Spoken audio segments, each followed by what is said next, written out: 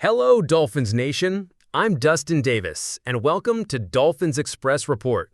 The season ahead carries an uneasy balance for Miami, a roster built to win now, yet dotted with uncertainties that could tilt everything. Beneath the optimism, there are questions about whether key positions have the stability to withstand the grind of a full schedule.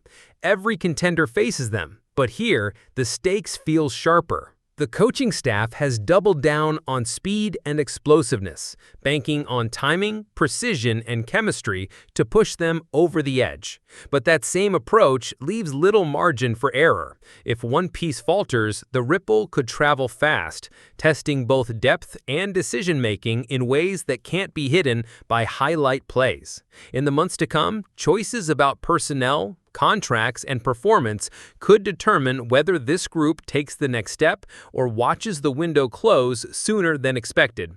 And one position in particular may already be showing how fragile that equation really is. Let's check out everything that's happening in Miami in the last few hours. First, friends, can I ask for a small favor? If you're liking what we do, click the like button to show your support. It truly means a lot. Thanks again. Before we dive into how one key position could shape Miami's season, let's break down what's already showing in preseason action. For the Dolphins, Tua Tagovailoa's health is no longer just a storyline. It's the thin line between contention and collapse. This offseason, Miami brought in former number 2 overall pick Zach Wilson on a one-year contract, hoping a fresh environment might spark the career that stalled in New York and barely flickered during his brief stint in Denver. A half of preseason football against the Chicago Bears was enough to raise alarms. While the context of August games is always limited, playing time rotations, vanilla schemes, and uneven matchups, Wilson's performance still left an uneasy impression. In the first half, he went 4 for 8 for 91 yards, a 50% completion rate that only hinted at the real issues. On the field, he looked late on reads, indecisive, and took 3 sacks. One play nearly turned into a disaster. Pressing to make an impact before halftime, Wilson floated a risky sideline throw that went directly through the hands of Bears corner Terrell Smith. A defensive touchdown there would have been a significant moment for Smith, a third-year pro with just 6 career starts since being drafted by Miami in 5th round in 2023, and a damaging one for Wilson, his already shaky case as a dependable backup. Miami still led 14-10 at the break, but the score masked how fragile things felt when Wilson was under center. The film might reveal some positives, but it could just as easily highlight more problems than most fans realized in real time. The warning signs weren't limited to preseason. Throughout off-season workouts, coaches repeatedly flagged Wilson for being slow in his progressions and releases, a flaw that invites interceptions and stalling drives. Quote, "It's crazy because I've never been maybe told before at past places, hey, you're late. Even with the strong arm, it's not like, hey, you're late on this throw or whatever," Wilson told reporters during minicamp. To Miami's staff, timing isn't a suggestion. It's the foundation of their passing game.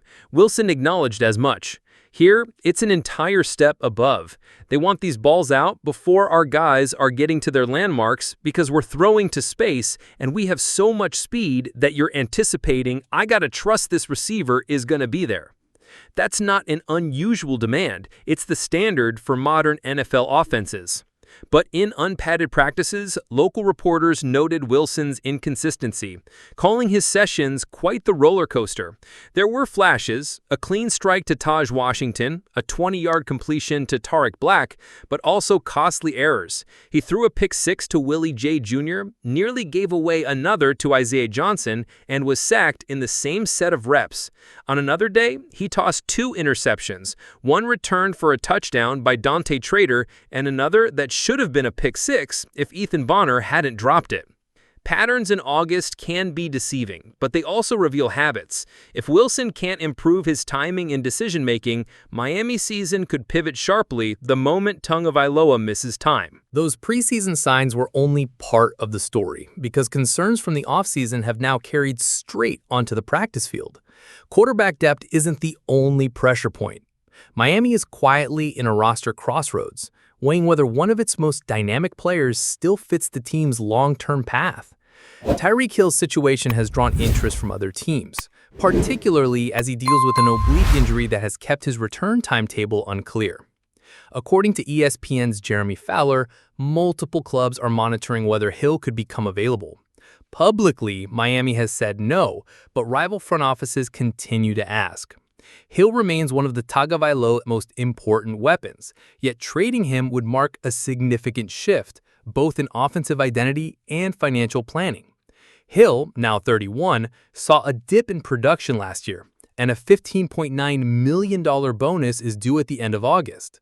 His speed still makes him a defensive nightmare, but Miami must weigh the cost of keeping a veteran whose peak years may be narrowing against the value he could fetch on the trade market. Possible trade scenarios. Several franchises have the need, the cap flexibility, and the motivation to pursue Hill if Miami opens the door. San Francisco 49ers. A potential swap could send Hill to San Francisco for W.R. Jawan Jennings and a 2026 sixth-round pick. For the 49ers, it's a final push toward the Super Bowl window they've been chasing under Kyle Shanahan. For Miami, Jennings offers youth, size, and reliability, even if he lacks the breakaway threat. Jennings is dealing with a calf injury but is expected back before Week 1, and Miami has shown willingness to make player-for-player trades. Pittsburgh Steelers. Another option could involve the Dolphins sending Hill to Pittsburgh in exchange for Nick Herbig plus 2026 4th and 7th round picks. With Aaron Rodgers leading a win-now push, pairing Hill's speed with DK Metcalf's power could make Pittsburgh's passing game dangerous. For Miami, Herbig would add a versatile young defender to a promising front seven while freeing up future cap space. The Las Vegas Raiders. The Raiders could offer T.E. Michael Mayer, a 2026 fifth-round pick and a 2027 seventh-rounder for Hill. Hill would instantly give Las Vegas the AFC West's most dangerous vertical threat, complementing rookie tight end Brock Bowers. Mayer, just 24, could be a long-term answer for Miami at tight end. Seattle Seahawks.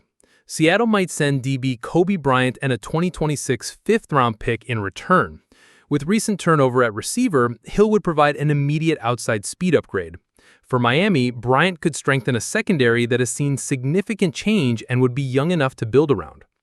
The Dolphins' 2025 campaign could hinge on two things: whether their quarterback depth can hold under pressure and whether their most explosive offensive weapon remains on the roster. Both situations carry risk, and both could reshape the team's trajectory in real time. What do you make of the Dolphins' backup quarterback situation?